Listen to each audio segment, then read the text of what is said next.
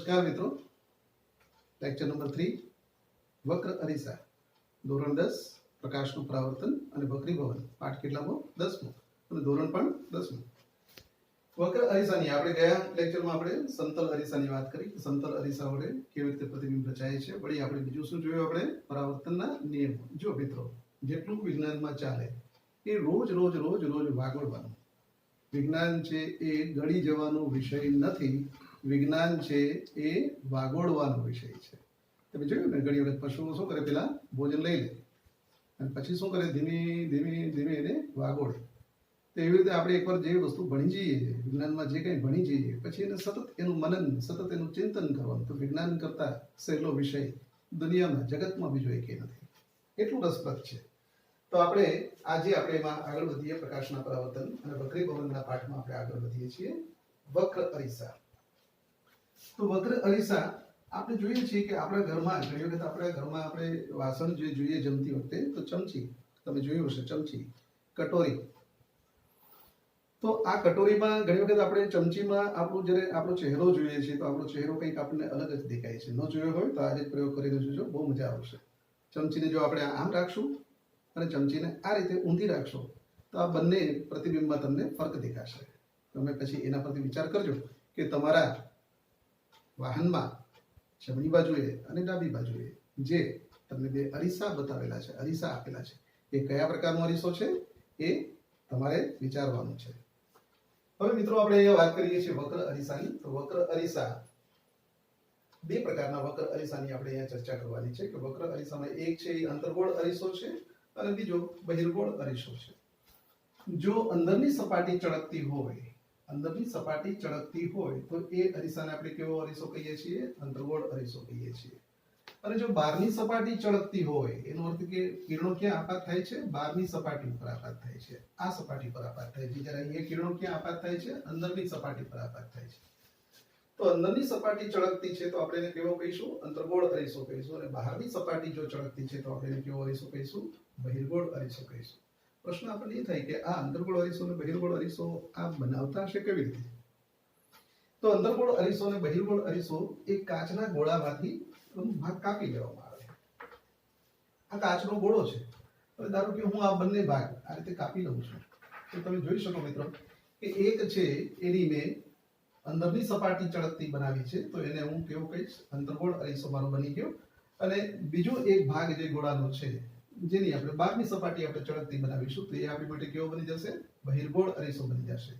પણ આ બંને અરીસા જે ગોળામાંથી બન્યા, એ ગોળાનું કેન્દ્ર જે છે, એ કેન્દ્રને આપણે શું કહીએ છીએ? વક્રતા કેન્દ્ર. આ કેન્દ્રને આપણે શું કહીએ છીએ? વક્રતા કેન્દ્ર. વિજ્ઞાનમાં વક્રતા કેન્દ્ર જે છે એને આપણે આર જે મેં લખ્યો છે, પણ આરને આપણે કહીએ છીએ વક્રતા ત્રિજ્યા. આપણે આરને કહીએ છીએ વક્રતા ત્રિજ્યા. તો વક્રતા ત્રિજ્યા એટલે શું? તો કેન્દ્રથી આ સપાટી સુધીનું અંતર. તો આને આપણે કહીએ છીએ વક્રતા ત્રિજ્યા.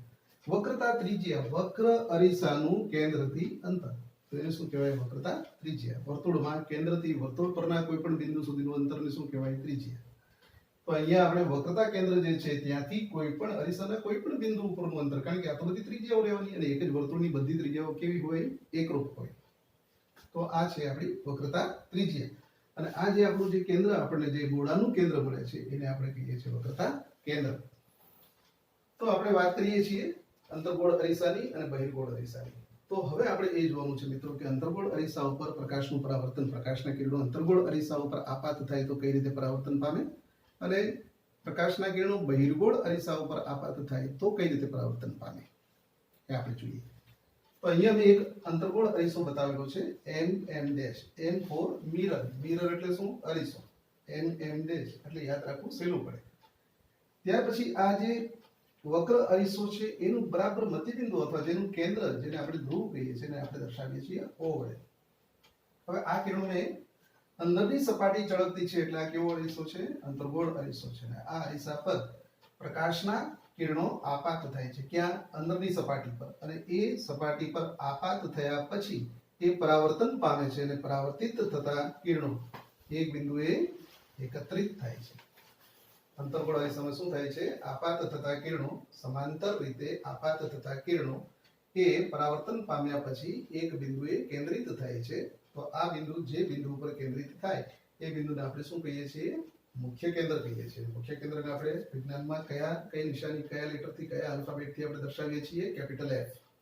એફ નો અર્થ થાય છે ફોકસ. ફોકસ. તમને સર કહે છે ને કે ફોકસ ઓન ધ સ્ટડી. તમારા અભ્યાસ પર તમે કેન્દ્રિત થાવ, એકાગ્ર થાવ. તો એ મુખ્ય કેન્દ્ર એફ છે, કારણ કે અહીંયા બધા કિરણો એકત્રિત થાય છે એટલે આપણે એને કહીએ છીએ મુખ્ય કેન્દ્ર. એને આપણે દર્શાવીએ છીએ એફ વડે અને એને ઇંગ્લિશમાં આપણે કહીએ છીએ ફોકસ.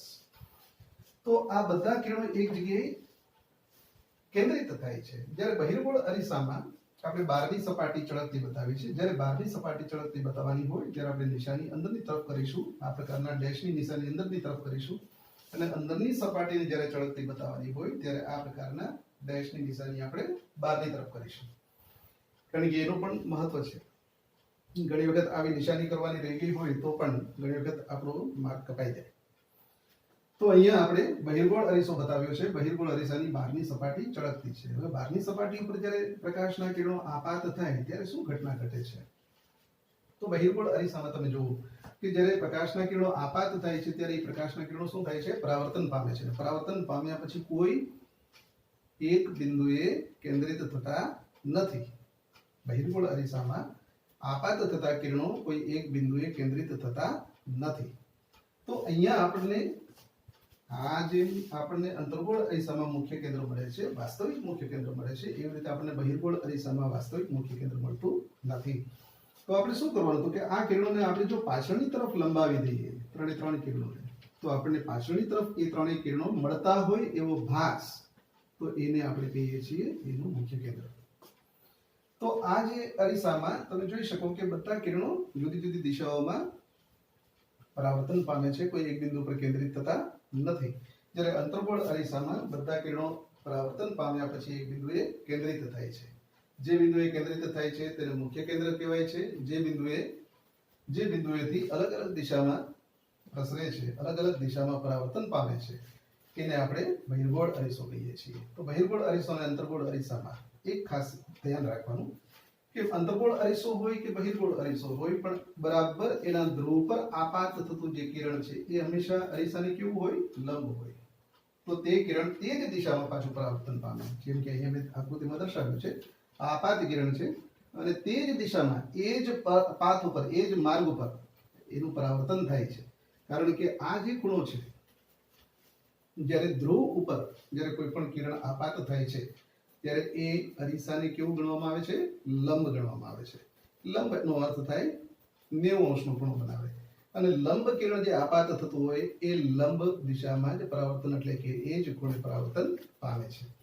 તો મિત્રો આપણે વાત કરી બહિર્ગોળ અરીસાની અને બીજી આપણે વાત કરીએ છીએ અંતર્ગોળ અરીસાની. અંતર્ગોળ અરીસાને આપણે, કારણ કે બધા કિરણો એક જ બિંદુએ કેન્દ્રિત થાય છે બધા કિરણો, એટલે આપણે એને કન્વર્જિંગ લેન્સ કહીએ છીએ. કારણ કે બધા કિરણો એક જ બિંદુએ કેન્દ્રિત થાય છે અને આમાં બધા કિરણો જુદી જુદી દિશાઓમાં પરાવર્તન પામે છે, એટલે આપણે આને કહીએ છીએ ડાયવર્જિંગ લેન્સ.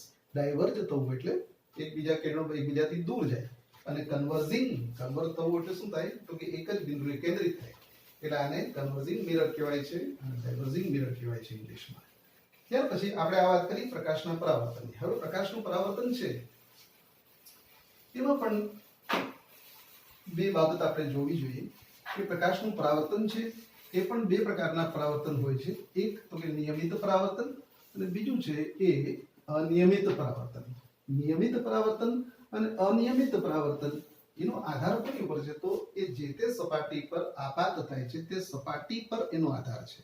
સપાટી જો એકદમ સમતલ હશે તો એની ઉપર જે કિરણો આપાત થશે એ બરાબર તે જ ખૂણે આ કિરણો કેવા થશે? પરાવર્તન પામશે. તે જ ખૂણે આ બધાનો આપણે લંબ દોરીએ આપણે, તો તે જ ખૂણે અહીંયા આપાત કોણ અને પરાવર્તન કોણ બધાના કેવા હશે? સરખા હશે. તો આ પ્રકારે જો સમતલ સપાટી ચળકતી હોય, સમતલ સપાટી હોય ચળકતી, તો એ સમતલ ચળકતી સપાટી ઉપર જ્યારે પ્રકાશના કિરણો આપાત થાય ત્યારે તેટલા જ ખૂણે પરાવર્તન પામે છે. આ બધા ખૂણાઓ કેવા હશે? સરખા જ હશે. તો એક જ દિશામાં પરાવર્તન પામે છે તો આને આપણે કહીએ છીએ નિયમિત પરાવર્તન. આ પરાવર્તનને કેવું કહેવાય છે? નિયમિત પરાવર્તન. આને આપણે કહીશું નિયમિત પરાવર્તન. નિયમિત પરાવર્તન. અને બીજો આપણે વિચાર કરીએ કે ધારો કે સપાટી છે એ ખરબચડી છે. સપાટી ખરબચડી છે. ઘણી વખત આપણે કોઈ પણ સપાટી પર હાથ ફેરવીએ તો આપણને ઘણી વખત એ સપાટી સમતલ લાગે છે, પણ જો આપણે માઇક્રોસ્કોપમાં જોઈએ તો એ સપાટી પણ ઘણી વખત ખરબચડી જોવા મળે આપણને. તો અહીંયા આવી સપાટી જ્યારે ખરબચડી હોય ત્યારે ખરબચડી સપાટી ઉપર જ્યારે પ્રકાશના કિરણો આપાત થાય ત્યારે એ પ્રકાશના કિરણો પરાવર્તન તો પામે, પણ અલગ અલગ ખૂણે આ બધાનો લંબ દોરીએ તો બધાના આપાત કોણ અને પરાવર્તન કોણ અલગ અલગ છે. એટલે પરાવર્તન પામતા કિરણો જે છે, પરાવર્તન પામતા કિરણો એક આ પરાવર્તન પામતું કિરણ છે, આ પરાવર્તન પામતું કિરણ છે, આ પરાવર્તન પામતું કિરણ છે. તમે જુઓ કે આ બંનેમાં શું ફરક દેખાય છે? તો કે અહીંયા પરાવર્તન પામતા કિરણો જે છે એ એકબીજાને સમાંતર છે, જ્યારે અહીંયા પરાવર્તન પામતા કિરણો છે એનો ખૂણો નિશ્ચિત નથી, બધા અલગ અલગ ખૂણે પરાવર્તન પામે છે. તો આ પ્રકારના પરાવર્તનને આપણે અનિયમિત પરાવર્તન કહીએ છીએ. કેવું કહીએ છીએ? અનિયમિત પરાવર્તન. અનિયમિત પરાવર્તન. તો આ નિયમિત પરાવર્તન અને અનિયમિત પરાવર્તનની વાત થઈ. ફરીથી એક વખત આપણે પહેલેથી પાછું ફર્સ્ટ ક્લાસ અને એકદમ ફાસ્ટ રિવિઝન આપણે કરી જઈએ. આપણે સૌથી પહેલા વાત કરી હતી પ્રકાશની, પ્રકાશનું પરાવર્તન, અને ત્યાર પછી આપણે ભણવાનું છે વક્રીભવન. તો પ્રકાશના પરાવર્તનમાં આપણે સૌથી પહેલા થોડી વાત કરી હતી, તો કે આપણે વાત કરી હતી પ્રકાશના પરાવર્તનની. સમતલ સપાટી ઉપરથી પ્રકાશનું પરાવર્તન કઈ રીતે થાય એ આપણે સમજ્યા. ત્યાર પછી આપણે વક્ર અરીસાની આપણે વાત કરી. વક્ર અરીસામાં બે પ્રકારના અરીસા વિશે આપણે ભણ્યા, અંતર્ગોળ અરીસો, બહિર્ગોળ અરીસો. અંતર્ગોળ અરીસામાં પ્રકાશનું પરાવર્તન શી રીતે થાય છે, બહિર્ગોળ અરીસામાં પ્રકાશનું પરાવર્તન શી રીતે થાય છે, અંતર્ગોળ અરીસો અને બહિર્ગોળ અરીસો કેવી રીતના એક કાચના ગોળામાંથી બનાવવામાં આવે છે અને એની કઈ સપાટીને ચળકતી બનાવવામાં આવે જેથી કરીને અંતર્ગોળ અરીસો અને બહિર્ગોળ અરીસો એમ બંને પ્રકારના અરીસા વિશે આપણે જાણીએ. બંને ઉપર થતા આપાત થતા કિરણો કઈ રીતે પરાવર્તન પામે છે એ પણ આપણે જાણીએ. અને નિયમિત પરાવર્તન કોને કહેવાય, અનિયમિત પરાવર્તન કોને કહેવાય, પ્રકાશનું નિયમિત પરાવર્તન અને પ્રકાશનું અનિયમિત પરાવર્તન, આ બંને વિશે પણ આપણે જોયું. હવે પછીના આપણે નેક્સ્ટ લેક્ચરમાં આપણે આ વક્ર અરીસા જે છે, અંતર્ગોળ અરીસા, પહેલા આપણે અંતર્ગોળ અરીસાની વાત કરશું, પછી આપણે બહિર્ગોળ અરીસાની વાત કરશું. તો હવે પછી આપણે નેક્સ્ટ લેક્ચરમાં અંતર્ગોળ અરીસા પર પ્રકાશનું કઈ રીતનું પરાવર્તન થાય છે, વસ્તુ આપણે ક્યાં રાખીશું અને પ્રતિબિંબ આપણને ક્યાં પ્રાપ્ત થાય છે એની આપણે હવે પછી વાત કરીશું નેક્સ્ટ લેક્ચરમાં. એટલે કે આપણું લેક્ચર નંબર હવે આવશે 4. ચોથા લેક્ચરમાં આપણે વાત કરીશું પ્રકાશનું વક્ર અરીસા દ્વારા પરાવર્તન. Thank you.